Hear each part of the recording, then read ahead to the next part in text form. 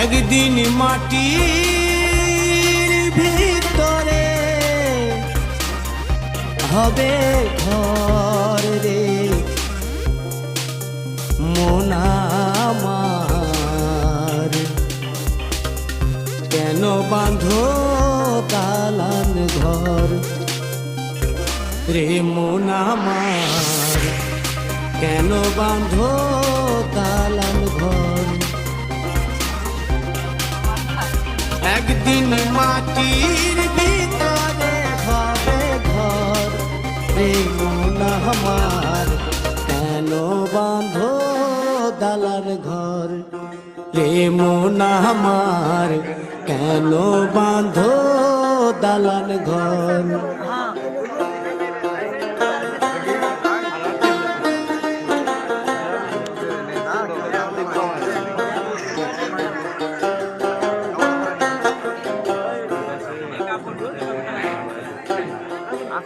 প্রাণ পাখি উড়ে যাবে পিঞ্জর ছেড়ে,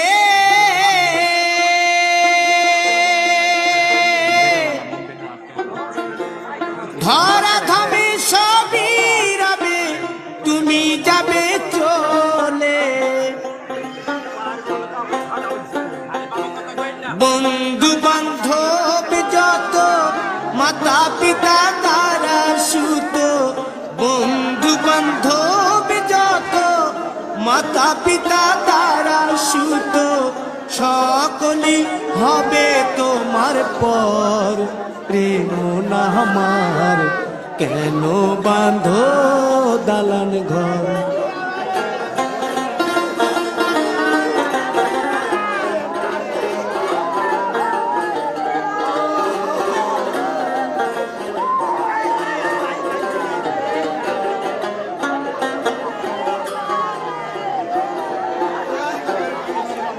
দেহ তোমার চর মোচর গলে পচে যাবে,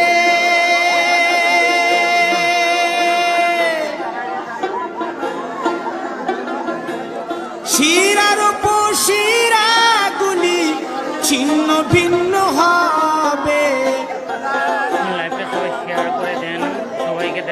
মুন্ড মেরুদণ্ড সবই হবে খণ্ড খণ্ড, মুন্ড মেরুদণ্ড সবই হবে খণ্ড খণ্ড, পড়ে রবে মাটির উপর রে মন আমার, কেন বাঁধো দালান ঘর রে মন আমার, কেন বাঁধো দালান ঘর।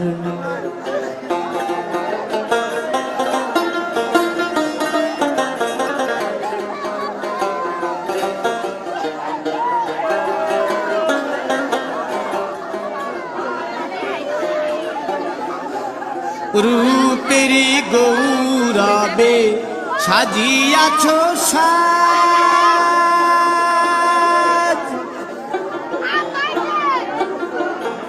সোনা দানা কত কি আর রাজকী পোশাক, যেদিন প্রাণ চলে যাবে সবই পড়ে রবে, প্রাণ চলে যাবে সবই পড়ে রবে, গায়ে দেবে মার কিনো থান রে মন আমার, কেন বাঁধো দালান ঘর।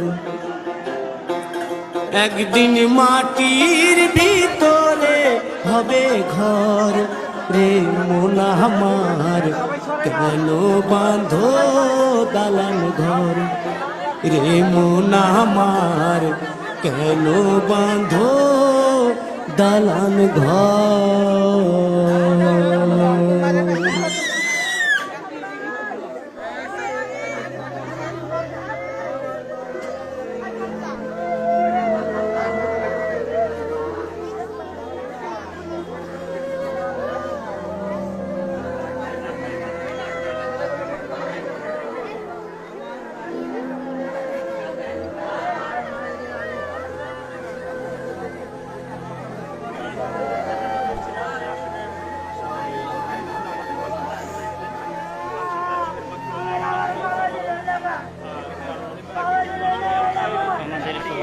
থেকে চলে গেলেন বাংলার কৌতুক সম্রাট টাঙ্গাইলের বাদাই মা শাহ আলী। সবাই তার জন্য দোয়া করবেন, তার আত্মার মাগফিরাত কামনা করবেন।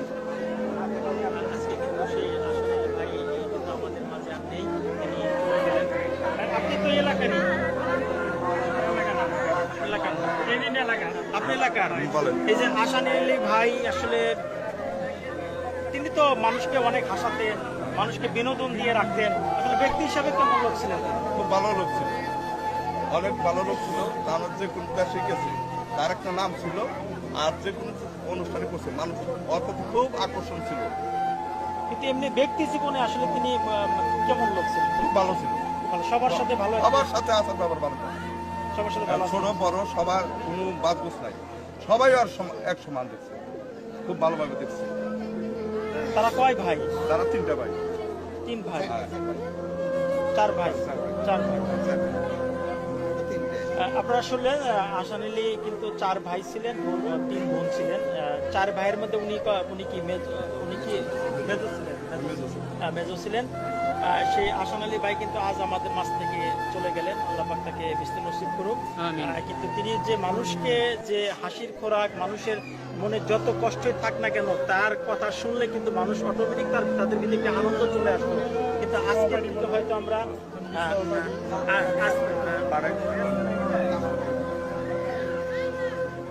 আমি আসলে আপনাকে কোনো প্রশ্ন করতে পারতেছি না, কারণ আপনারা তার সাথে প্রচুর পরিমাণ কাজ করছেন।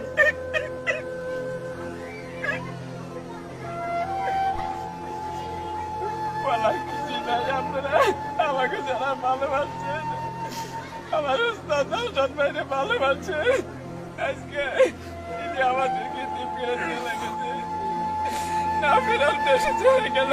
আপনারা সবাই তার আত্মার জন্য মাগফিরাত কামনা করবেন, তার আত্মার শান্তির জন্য দোয়া করবেন। আল্লাহ তাআলা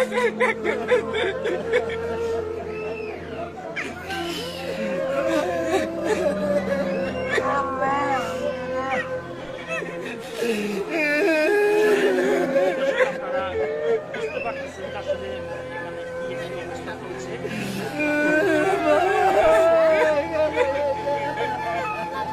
আশাফুল ভাইয়ের কিন্তু একটি টিম ছিল, লিডার ছিল আশাফুল ভাই। সেই আশাফুল ভাই কিন্তু চলে গেলেন। তার জন্য আসলে তারা মাগফিরাত কামনা করছে। ভাই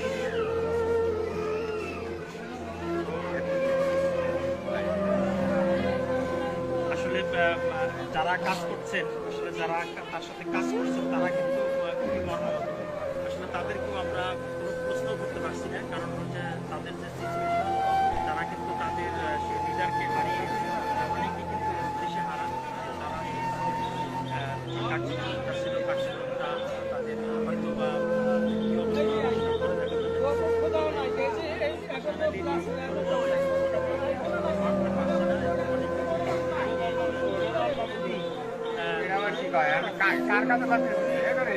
আমরা আবারও বলি তার জানাজা কিন্তু সম্ভবত আমরা যতটুকু আপনি 9টার সময় তার জানাজা হবে।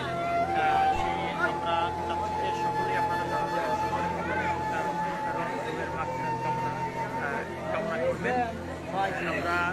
আমরা সকলে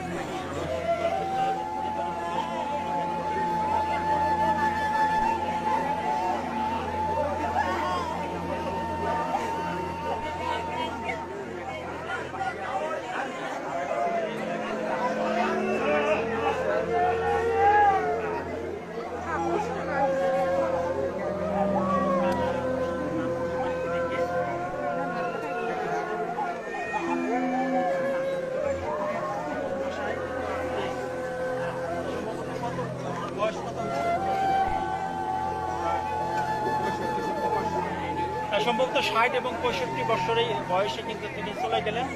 কিন্তু তার জীবন দশায় তিনি অসংখ্য মানুষের হৃদয়কে তিনি জয় করে নিয়েছিলেন অল্প বয়সে।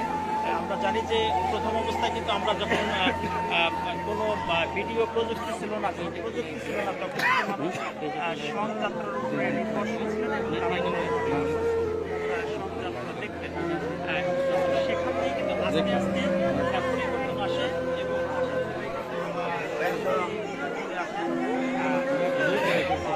মিডিয়া জগতে মানুষের হৃদয় তিনি জয় করে দিয়েছিলেন, লক্ষ মানুষের হৃদয় জয় করে যে ভালোবাসা তিনি দেখাইছেন, সেই ভালোবাসার মানুষটি কিন্তু আজকে চলে গেল সবার কাছ থেকে। আমরা তার রহিম মাগফিরাত